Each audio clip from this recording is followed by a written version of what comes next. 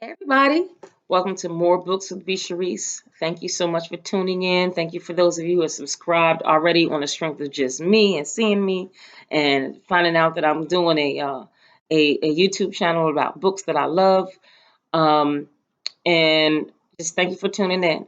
Hit the like button, hit the subscribe button, share it far and wide.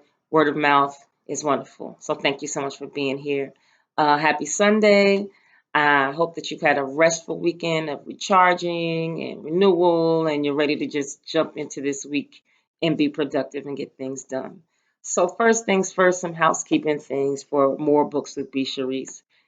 Each time, I want you to make sure you get your notepad out, your notebook, your phone, wherever you take notes, and I want you to prepare that so that you can write down, jot down the ideas that I'm going to give you. Um, it's my it's my purpose to make sure that I share something with you that you didn't already know. And if that's the case, hopefully you'll write it down and it'll make a difference in your teaching, make a difference in the way you talk to your children about books, so on and so forth. Okay? So get all that stuff ready. First and foremost, the book that I have chosen for us today is a book that I was exposed to last fall through a professional development that I was sent to by my school district. So I was sent to this professional development. It was great. The person who actually facilitated the professional development, I don't remember her name, but she was really talking to us about rigor and about finding books that could really connect with different populations, different kinds of students. It's important that we know, those of us who are in the public schools, that our demographics are changing rapidly. And it's really important that we focus on the students that we teach and we put books in front of them that are going to be relevant to their lives. And we want to make sure that they all see themselves in some capacity in the literature that they read. So I saw this book, and the minute I saw it, I was floored. I was so compelled. She actually showed a book trailer for the book. So I just said to myself, oh my gosh, the minute I get home, I am going to purchase this book. And so that's what I did. And I maybe read the book in, I would say, probably about a week.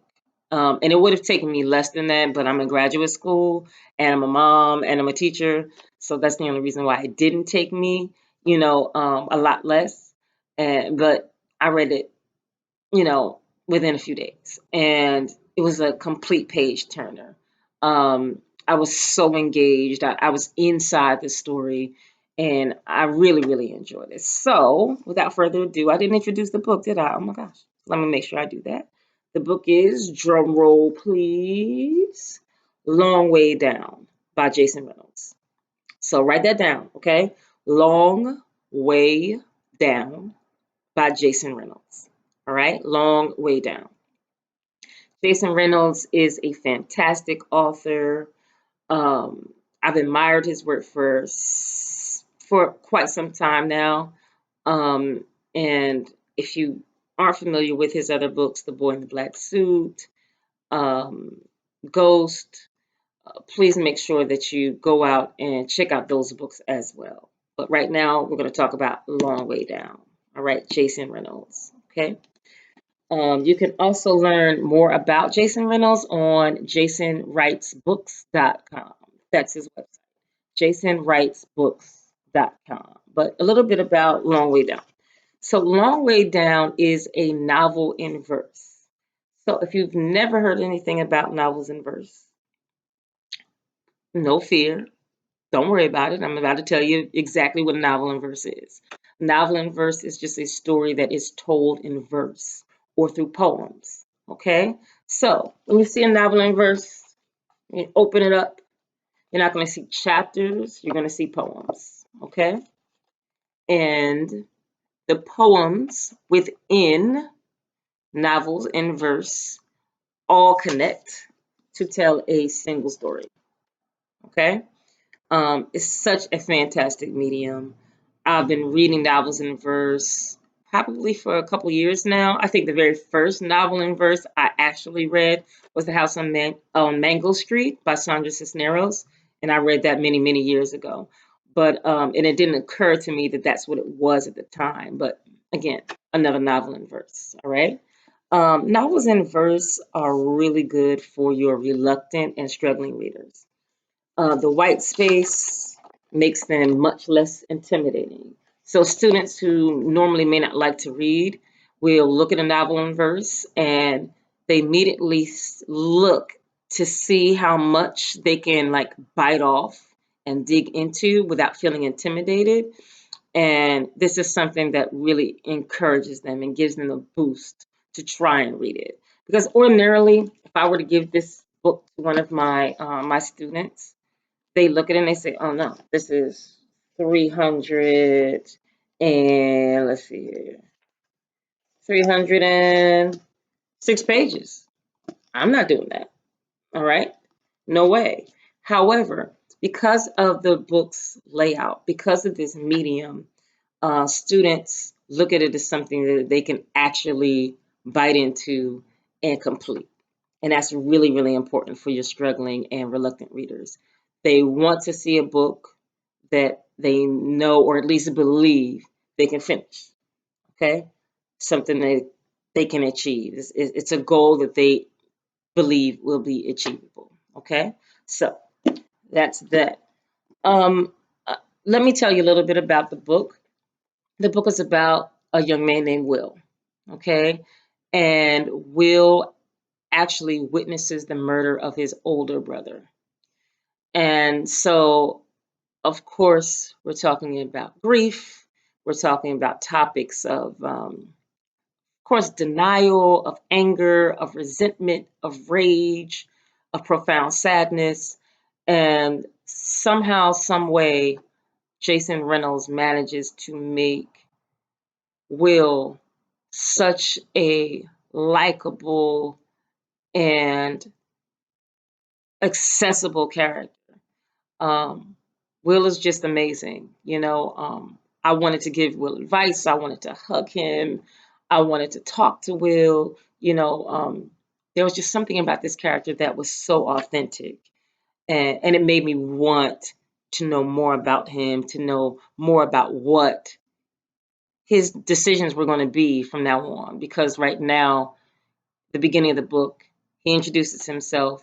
He talks about the actual act that he actually witnesses, and then he goes through the motions as to how he's going to respond and whether or not that response is going to be revenge for his brother's murder. So I think the authenticity of this book is what makes me love it so much. It's also such a hard hitting book. It's a book that's critical of society and of environments and of culture, and it's inquiry based. Okay, so something I learned while teaching and in professional developments, they talk about inquiry and they talk about questions and you know um, asking questions and how crucial it is to ask your students questions and have your students ask you questions because it can really help the learning process. It helps to move the learning along, and it also helps to just allow students to connect the dots with things that they previously knew and things that they are learning. And you always want to connect those dots between, you know, what you already know, previous knowledge, and the knowledge that you're gaining, as you read. So I love this book for that. Not to mention that the twist within the book is absolutely it's unbelievable. It's something that I didn't see coming.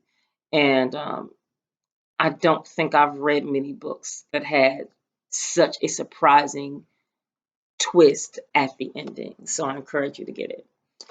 So now that you have the gist of the book, I want to talk about an activity. So the perfect activity for this book would be Reader's Theater. If you are not familiar with Reader's Theater, it is exactly what it sounds. Reader's Theater is when you read the book or the text, excuse me, and you assign different parts to different individuals in your classroom. So in the beginning of the book, Will is with a friend of his, and they both witnessed the murder together. So, of course, acting something like that out in the classroom may be a bit much for some students to handle. So, of course, you want to have some discussions with your department chairs, have some discussions with, guidance counselors about how to talk about grief and all of those things. But there are some different parts of the book that actually can be acted out, and it could really enrich your class. So I would recommend reading Reader's Theater. And the way the book is written lends itself to allowing students to really dive into the text and create their own scripts from the verse in the book. Okay? So what usually happens is you assign roles or you put students in their own little groups and then you allow them to assign roles, within the group. And then together they write a little script. Of course, you go into how to write dialogue and things like that, simple mini lessons on that. But after they get that mini lesson, then they're ready to go ahead and write their script and then practice and then present it to the class. So Reader's Theater will be your activity, a suggested activity for Long Way Down. Just a terrific activity to really engage your students in the text and give them a deeper understanding of why the author chose certain words, the tone of the text, the mood of the text, and allowing them to make inferences as well, and allowing them to talk about the development of certain characters, what surprised them, talk about predictions and things like that. So next, your standards. So there's two standards that can be linked to this Reader's Theater activity.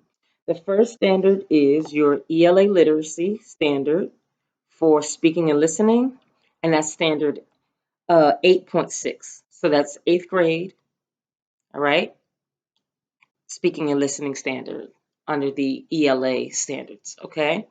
And that standard is to adapt a speech to a variety of contexts and tasks, demonstrating command of formal English when indicated or appropriate. So that's your speaking and listening standard. Your other standard is going to be your writing standard. And this is for if you decide to have your students to actually write out a script, which is what I would recommend. Then that's the literacy standard for writing, W8.3B. And that standard for writing is use narrative techniques such as dialogue, pacing, description, and reflection to develop experiences, events, and or characters. All right, so you can find those things on the Common Core website. In fact, what I can possibly do is I'll put a link to both of those standards underneath the section on the About section for this particular episode. Okay, so Long Way Down by Jason Reynolds. JasonWritesBooks.com is his website. Your activity is Reader's Theater, and I've connected it to two standards in the Common Core standards. Those standards are for speaking and listening and for writing. So thank you so much for tuning in. I hope this was helpful to you. And next week, I'll have another book for you to check out and for me to talk about. All right. More books will be Sharice. Take care. Enjoy your day.